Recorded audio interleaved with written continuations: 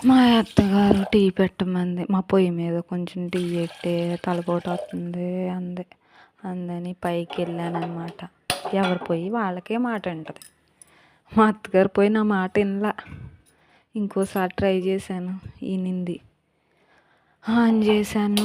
ముందుగా నేను ఈ స్టీల్ దాంట్లో పెడతాననమాట. నాకు ఇవి సత్తి గిన్నెలు ఇష్టం ఉండవు. 2 గ్లాసులు నీళ్ళు పోసేసుకొని స్టవ్ ఆన్ చేసుకొని ఫ్రిడ్జ్లో కొంచెం పాలుంటే అవి వేసి మరిగాక టీ పొడి వేసుకున్నాను. స్ట్రాంగ్గానే పెట్టాను. టీ పొడి వేసి